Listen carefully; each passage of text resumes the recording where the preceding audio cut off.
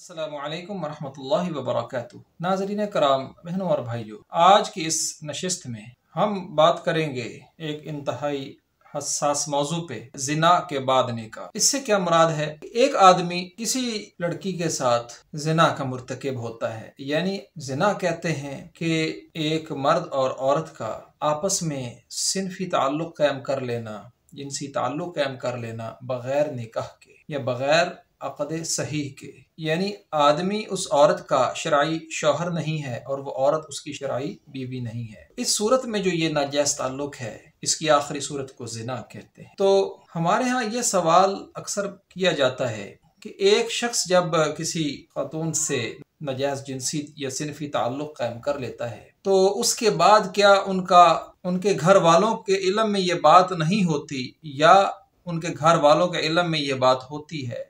किसी भी सूरत में बाद में उनका आपस में निकाह हो सकता है। तो इस हवाले से सूरत नूर के अंदर बड़ी वाज़ेह ये बात, कुरान करीम की 24 नंबर सूरत नूर की 3री आयत में ये बात है, एक जानी मर्द जो है वो जानिया औरत से ही निकाह करता है। यानी एक तो उनका आपस में मिलाने तबाह है, क्योंकि शरीफुन नफ्स आदमी तो ऐसे करेगा नहीं। जब उसके इल्म में कोई बात आएगी, दोनों खानदानों के इल्म में ये बात आती है, या उस जिना करने वाले जोड़े में जब किसी तरह ये एहसास बेदार होता है, अपने उस नाम निहाद प्यार की बुनियाद पर निकाह में बदलना चाहते हैं, तो इस सूरत में कुरान करीम की इस आयत से ही रहनुमाई मिलती है कि उनका आपस में निकाह कर दिया जाए। लेकिन अब इसमें एक और सूरत भी है कि अगर उनके नाजायज़ ताल्लुक से वो लड़की या खातून जो है वो हमल से हो जाती है, उस हमल का क्या होगा? कि जब वो हमल जो है वो मैच्योर हो चुका होता है। अबू दाऊद किताब निकाह में है कि इसी तरह का सवाल एक शख्स ने नबी अलैहिस्सलातु वस्सलाम से किया, आए अल्लाह के रसूल, मैंने एक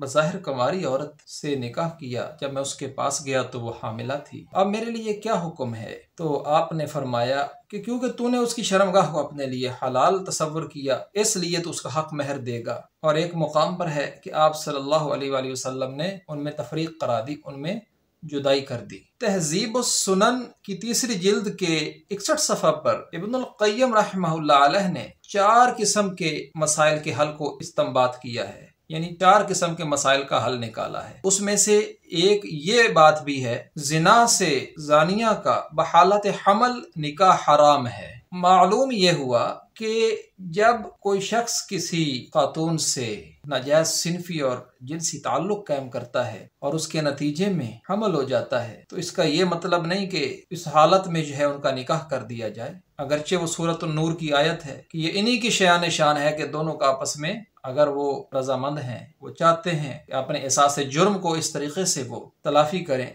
तो उनका आपस में निकाह कर दिया जाए। लेकिन अगर वो औरत हमल से है, इस हालत में निकाह नहीं हो सकता, बल्कि बच्चा पैदा होने का इंतजार किया जाएगा, उस वक्त तक उनमें तफरीक कर दी जाएगी। और ये बात तो हलाल ताल्लुक की सूरत में भी अय्या है कि जब औरत को तलाक होती है या फिर उसका खामिद फौत हो जाता है और वो हमल से होती है, तो उसकी इद्दत वज़ह हमल होती है। अब वो वज़ह हमल जो है उसके फौत होने से अगले दिन हो जाए, या फिर वो 6 महीने या 9 महीने लग जाएं, तो यहाँ भी हम इस बात को देखेंगे, अगर नाजायज़ जिनसी ताल्लुक, नाजायज़ सिनफी ताल्लुक की बुनियाद पर भी अगर बच्चा जन्म लेता है, तो उनमें तफरीक कर दी जाएगी, क्योंकि ये सिरे से है ही नाजायज़ ताल्लुक। और जब बच्चा जन्म ले लेगा, उसके बाद जो है दोनों को असर नौ निकाह की 4 शराइत के साथ उनका आपस में निकाह कर दिया जाएगा। अब सवाल ये है कि उस बच्चे का क्या होगा? इससे पहले मैंने एक वीडियो बनाई,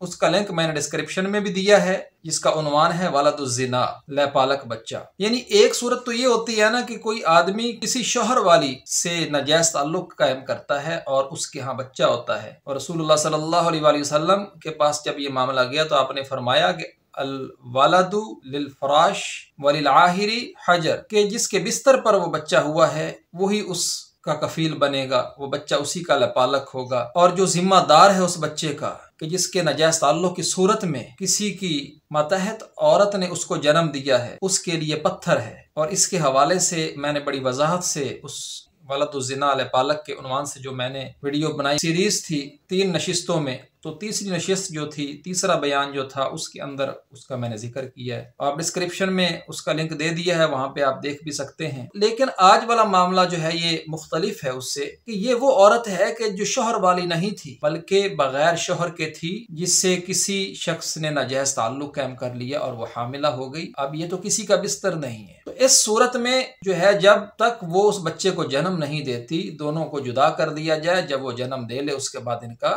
निकाह की 4 शराइत पर इनका निकाह कर दिया जाए। और फिर उस बच्चे का क्या, क्योंकि वो बच्चा भी इसी जानी शख्स का है, या तो वो बच्चा इसी जोड़े के सपुर्द कर दिया जाए। लेकिन यहाँ पर वरासत का कानून जो है वो मुतासिर होगा कि वो बच्चा चूंकि जिना के नतीजे में पैदा हुआ, तो इसलिए इसका जो ये बाप है और जिसके अब ये सपुर्द हुआ है, और ये बच्चा, इनमें बाहम तवारुस नहीं, यानी एक दूसरे के वारिस नहीं है। मरने की सूरत में अगर बाप फौत होता है तो बच्चा उसका वारिस नहीं है, अगर बच्चा फौत होता है तो बाप उसका वारिस नहीं बनेगा। हाँ, जहां तक तो ये हो सकता है कि बाप उसके लिए 1/3 वसीयत में से लिख दे कि मेरे तरके का 1/3 या 1/3 में से इतना जो इसको दे दिया जाए, बाकी बच्चों के मुकाबले में जो निकाह के बाद पैदा होंगे और जिनसे बाप का तवारुस कायम होगा, यानी मरने की शक्ल में वो बाप के वारिस होंगे और बाप उनका वारिस होगा। तो उनके मुकाबिल इसके लिए जो है वो 1/3 वसीयत जो इस्लाम ने रखी है गैर वारिस के लिए, चूंकि ये उसका वारिस नहीं है, तो वसीयत में से 1/3 वो इसके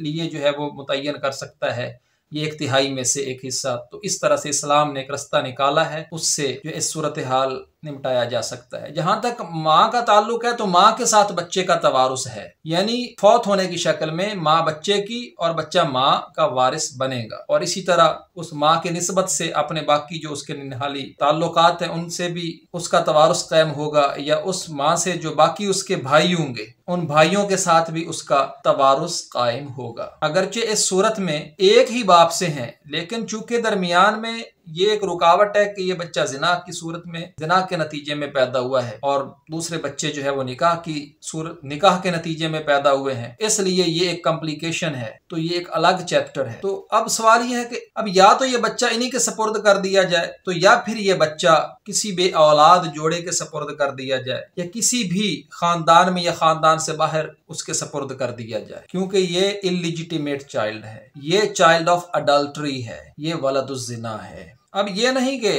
हमल को ख़त्म कर दिया जाए या उसके बाद जो है इस बच्चे को किसी कचरे के ढेर पे फेंक दिया जाए, इसको मार दिया जाए। ये बातें तो उन्हें सोचनी चाहिए थी उस वक़्त के जब वो ये नाहिंजार और ये खबीस अमल सर अंजाम दे रहे थे। वो अपनी बदअमली की नहूसत से इस नौमौलूद को दो चार नहीं कर सकते, इसको किसी कचरे के ढेर पे फेंक दें या इसको बाद में कत्ल कर दें, बल्कि इसको या तो अपने पास रखें और विरासत के ज़ाबते को मलहूज़े खाते रखें, या फिर वो किसी भी औलाद जोड़े को खानदान के अंदर या बाहर किसी का लापालक बना दे। इसके साथ ही आज की ये नशिस्त मुकम्मल हुई। इंशाअल्लाह कल मुलाकात होगी। अस्सलामु अलैकुम वरहमतुल्लाहि वबरकातुहू।